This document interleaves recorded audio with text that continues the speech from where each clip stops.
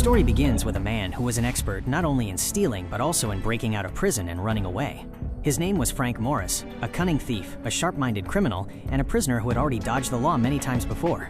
But this time, the matter was different, because this time the police were sending him not to any ordinary prison, but to the world's most dangerous and most secure prison, Alcatraz. Alcatraz was no ordinary prison.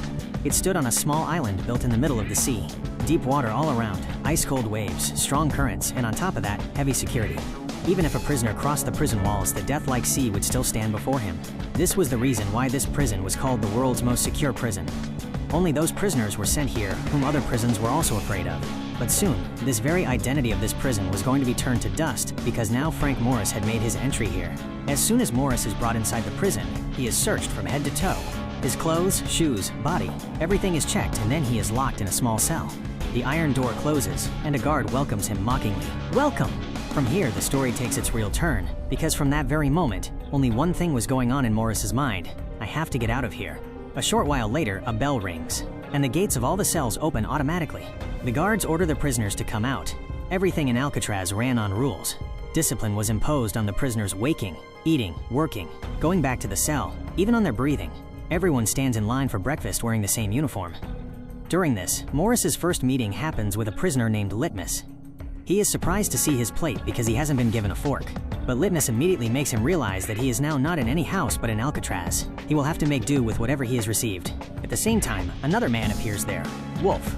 This was the most dangerous and most foul-minded prisoner in the prison. Everyone was troubled by him. He would establish his dominance over weak prisoners, scare everyone, and do as he pleased. Now his eyes fell on Morris. He starts provoking him, but Morris doesn't do anything in the first meeting. He only watches, understands, and keeps sitting the whole environment in his mind. During the meal, Litmus asks him for some food, and Morris pushes his plate toward him without saying anything. But then Morris peeks down and sees that Litmus is not eating that food himself. He is feeding it to a small mouse hidden with him.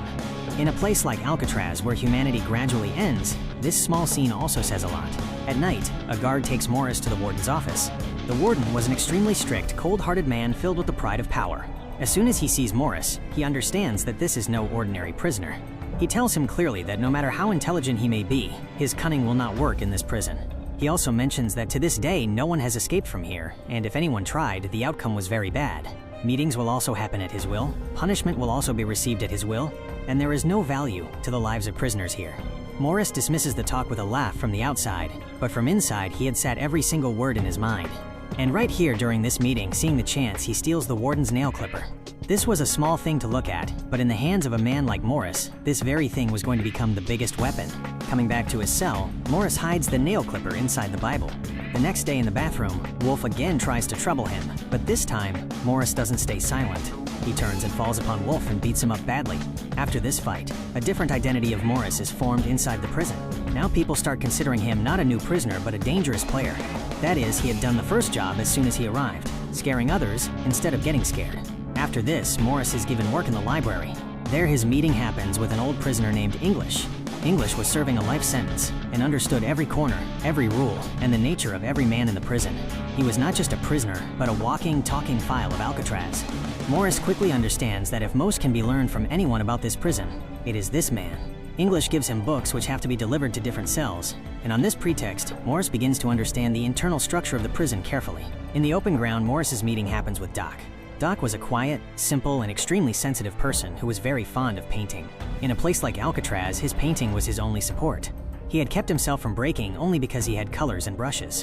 When Morris sees a flower in his painting and asks why he made this flower, Doc says that this is his happiness, which is no longer in his life, only left in his painting.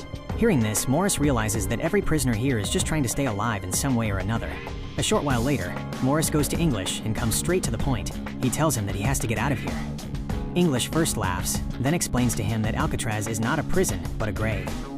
Even if you escape the walls, even if you escape the guards, even then you won't be able to escape the sea. Only corpses go out from here.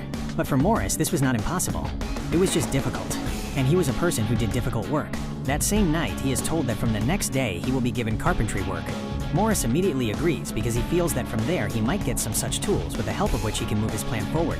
Now he was looking at everything with a different eye. Every wall, every guard, every path, every tool, everything for him was now becoming part of the escape map. The next day, Litmus tells him an important thing in the middle of fun. He says that there is an air vent above in every cell, and perhaps through that very path, the roof can be reached. This talk could seem like a joke to people, but Morris locked it directly in his mind. For him, this was that first real clue which he was searching for. During that same time, Wolf attacks him again, this time with a knife. Morris stops the blow with his intelligence, fights, and the situation deteriorates so much that the guard sitting on the tower has to prepare to fire a shot. After this fight, both Morris and Wolf are given punishment and sent to D Block. This was the darkest, most terrifying part of the prison, where prisoners were kept alone and given mental and physical torture. After staying in the dark for 2 weeks, when Morris returns back to his cell, he is definitely more tired than before, but not broken. Rather, he had now become even more alert. During this time, a new prisoner arrives, Charlie. He is kept in the cell next to Morris's. Gradually, friendship develops between the two. Charlie was not completely hardened like other prisoners. Fear, emotion, and hope were still left in him. Morris introduces him to some of his trusted people, and from here the beginning of a team being formed with him happens. But in the meantime, a painful turn comes. The warden, seeing Doc's paintings, first smiles, but the very next day he orders that all his paintings be thrown away. For Doc, these were not just papers, but his remaining life. His only happiness is snatched from him. He breaks from inside. Morris even warns the guards that Doc is not well. Keep an eye on him. But no one listens to him, and then one day in the carpentry room, Doc picks up an axe in front of everyone and cuts off his own fingers. He said that the fingers with which he cannot paint are of no use to him. This scene was very terrifying, but even more terrifying was that reason which brought him to this point. Doc, while leaving, quietly puts that same flower in Morris's pocket which he used to make in his painting, as if he had handed over the last sign of his happiness to him. Now inside Morris there was not just the desire to run away. Now anger had also joined it, against the warden, against this system, and against this prison. One day, sitting in his cell, Morris sees a cockroach go inside the air vent. Just at this moment, the matter becomes completely clear in his mind. If this insect can go inside, then there is definitely some empty space there. That is, this vent can work not only for air, but also as a path. Now his doubt had turned into certainty. In the dining hall, his meeting happens with two brothers, John and Clarence. Actually, Morris knew them from before. These two had stayed with him before and both were sharp-minded. Now Morris understood that if he has to break Alcatraz, he will need trustworthy people. On the other side, Charlie finds out from his wife that his mother is very ill and perhaps might not stay alive for many days.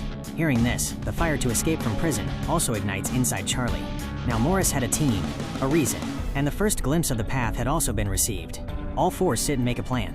Morris tells that there is an air vent above every cell. Walls have become weak due to marine moisture, and he has already started digging with the help of the nail clipper. The plan was that gradually, by removing the concrete around the vent, a path would be made. From there, reach up to the roof, and then see the path to get out further. But the biggest question was, what if at night the guards saw that they are not on their beds? Clarence gives the answer to this. He says that they will make fake heads. Hair will be found from the barber shop, the head will be made with paper and paste, and it will be placed under the blanket in such a way that it looks like a man is sleeping. Hearing this idea, everyone understands that the plan is definitely crazy, but can work. Now the second big difficulty was the sea. After getting out of the prison, how will the water be crossed? Morris finds the solution for this too. John worked in the clothing department. Raincoats would be stolen from there, and a temporary tube boat and life jackets would be made from them. Now everyone is given their respective responsibility. Someone will keep watch, someone will gather items, someone will make tools, someone fake heads. That is, the dream of running away had now become a plan. As soon as it is night, digging starts. The nail clipper was very small, the wall was very hard, and the work extremely slow. Morris's hands get scraped, but he doesn't stop. Gradually he understands that he needs a bigger tool. Then, during a meal, a new idea comes to his mind, seeing the spoon. He intentionally makes the spoon dirty. On the pretext of having it changed, he takes a new spoon and also steals an extra spoon on the occasion. After that, taking matches from litmus, he prepares a sharp digging tool with the help of the nail clipper and spoon. Now digging starts happening faster than before.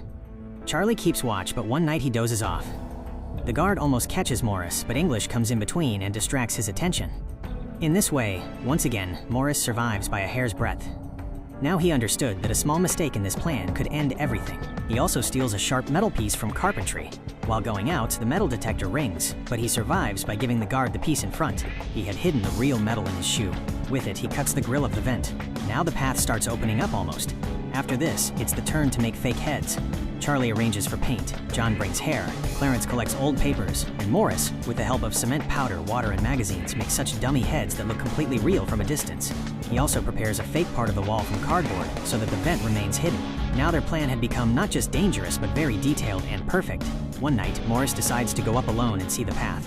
He puts the fake head on the bed, comes out from the vent, reaches up to the roof by holding pipes, and going there sees that a high iron grill is installed on the last path. He cannot reach it alone, but somehow or other comes back down and the next day tells everyone that now he will need another man's help. John gets ready. Both reach up together and see that the work won't be done without cutting the grill. The next day in the music room, Morris's eyes fall on a small fan.